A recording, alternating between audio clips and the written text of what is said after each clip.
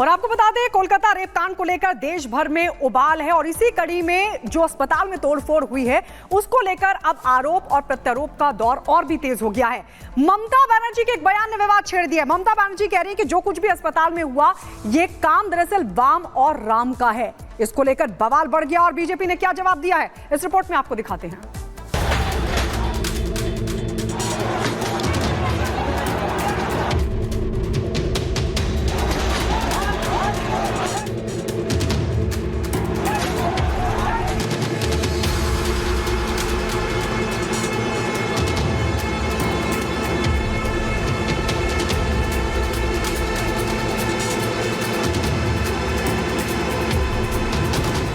बंगाल में lady doctor के साथ हुई दरिंदगी के बाद देश के डॉक्टरों में सबसे ज्यादा गुस्सा सीएम ममता बनर्जी सरकार को लेकर है। डॉक्टर सबसे ज्यादा इस बात का की विरोध कर रहे हैं कि बंगाल सरकार ने इस मामले में अपनी जिम्मेदारी ही नहीं निभाई। डॉक्टरों से लेकर पीड़िता के घर वालों का भी यही आरोप है कि सरकारी मशीनरी ने शुरुआत से की इस मामले को दबाने की कोशिश की। बंगाल में हो रखे बवाल के लिए भी बीजेपी से लेकर प्रदर्शनकारी डॉक्टर तक सभी बंगाल सरकार को ही जिम्मेदार ठहरा रखे। लेकिन सीएम ममता बनर्जी कहें कि वो गलती मानने को तैयार ही नहीं। वो उल्टा इस गंभीर मुद्दे पर ऊट-पटांग बयान दे रही है। इसी कड़ी में उन्होंने 15 अगस्त को राजभवन में एक कार्यक्रम के दौरान बीजेपी और वामपंथी दलों को घेरा है। उन्होंने आरजीकर अस्पताल में हुए तोड़फोड़ का पूरा ठीकरा बीजेपी और वामपंथी दलों के सिर पर फोड़ दिया। আমি যতটুকু ইনফরমেশন পেয়েছি, আমি ছাত্রছাত্রীদের কোনো দোষ দিচ্ছি না। কিছু রাজনৈতিক লোক বাংলায় অশান্তি করতে চান, বাম এবং রাম।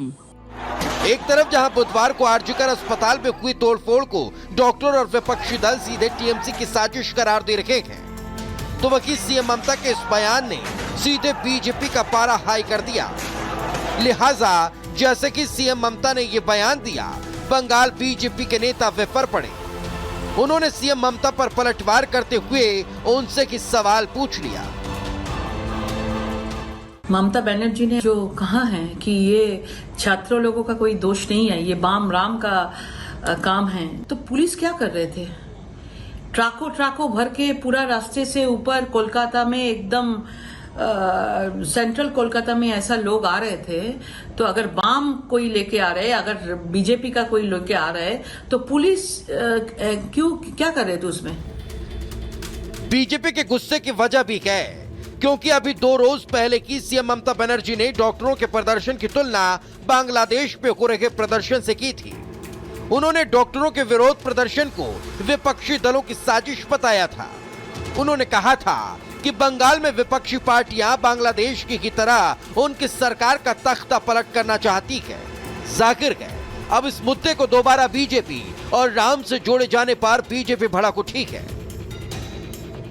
ममता बनर्जी जी, आपको हो क्या गया है? इस्तीफा देने के बदले, अपनी नैतिक जिम्मेदारी उठाने के बदले आप जिस प्रकार से हेल्थ मिनिस्टर और होम मिनिस्टर के रूप में फेल हुई है, आरजीकर मेडिकल हॉस्पिटल जहां पर यह बलात्कार हुआ, जहां पर यह जघन्य अपराध हुआ, जहां पर मर्डर हुआ, वहां पर घुसकर आपके राज्य प्रायोजित गुंडों ने तोड़फोड़ की है, उसके लिए जिम्मेदारी उठाने के बदले अब आप बाम और राम, प्रभु श्री राम के नाम को घसीट रही हैं। हिंदुओं से इतनी नफरत है कि इस जघन्य अपराध में हिंदुओं का अपमान कर रही हैं आप, वोट बैंक की राजनीति के लिए और अपने पूरे अकाउंटेबिलिटी से दूर भागने के लिए। ये पहली बार नहीं जब बंगाल में महिलाओं के खिलाफ अंजाम दी गई दरिंदगी को लेकर सीएम ममता बनर्जी गिरी हो।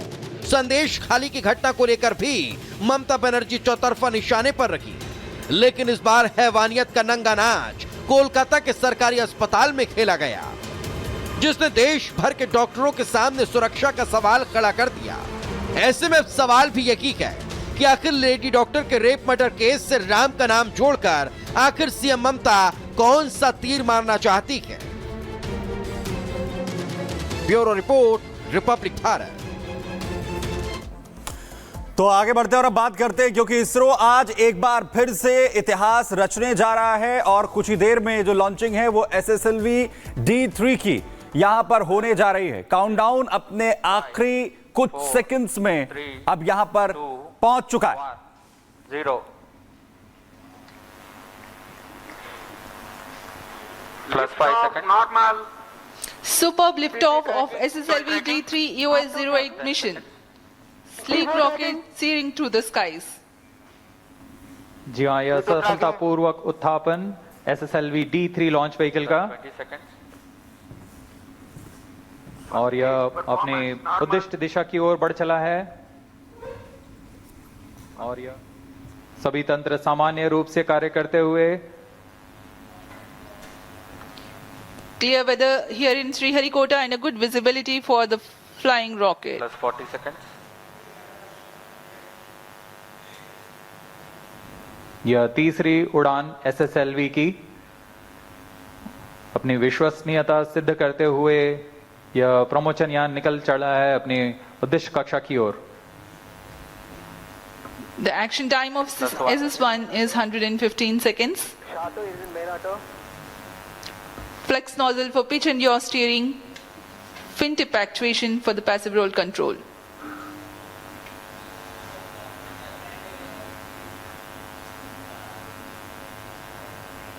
First stage performance normal.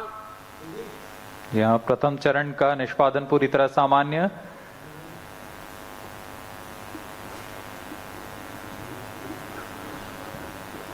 इसका कार्यकाल लगभग 115 सेकंड का होगा। इस दौरान यह लगभग 2500 किलो न्यूटन का प्रणोद उत्पन्न करता हुआ यान को दिशा की ओर ले जा रहा है।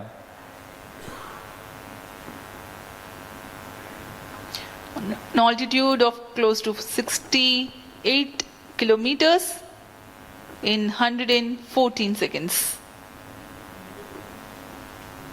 plus 2 minutes.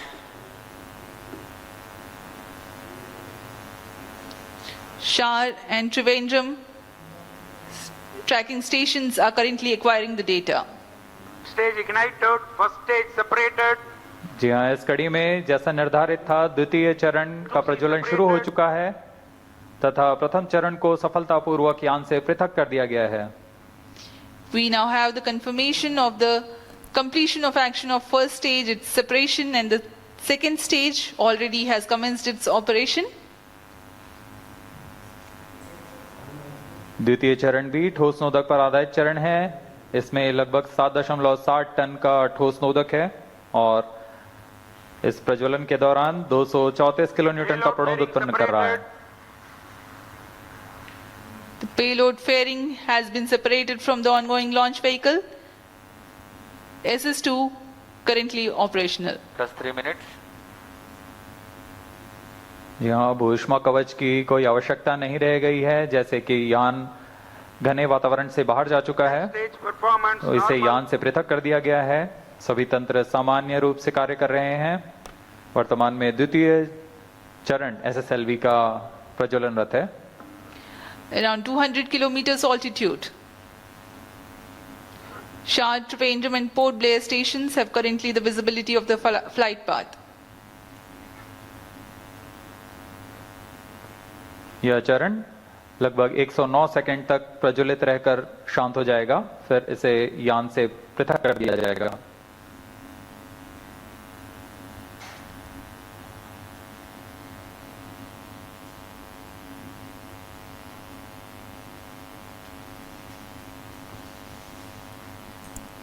तो अर्थ ऑब्जर्वेशन सैटेलाइट 8 की लॉन्चिंग की तस्वीर हम आपको दिखा रहे हैं। पहला जो चरण है वो सफलतापूर्वक का पूरा हो चुका है। सेकंड चरण चल रहा है और आपको बता दें श्रीहरिकोटा से EOS-08 इसे मिशन नाम दिया गया है जिसकी लॉन्चिंग हो रही है।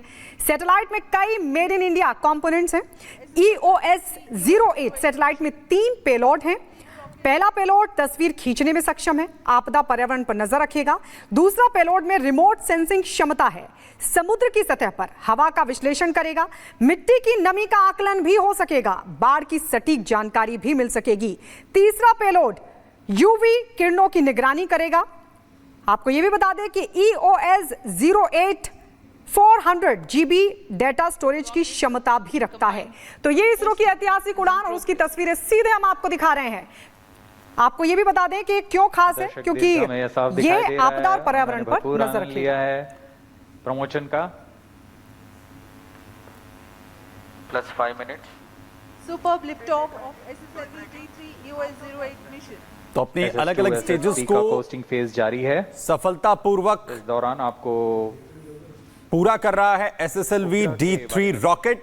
और सबसे बड़ी बात यह कि इसरो का ये सबसे छोटा लॉन्चिंग रॉकेट है जिसके जरिए EOS O8 सैटेलाइट जिसके प्रक्षेपित किया जा रहा है तकरीबन 475 किलोमीटर ऊंचाई पर जो सैटेलाइट है EOS 08 उसे प्रक्षेपित किया जा रहा है। इसमें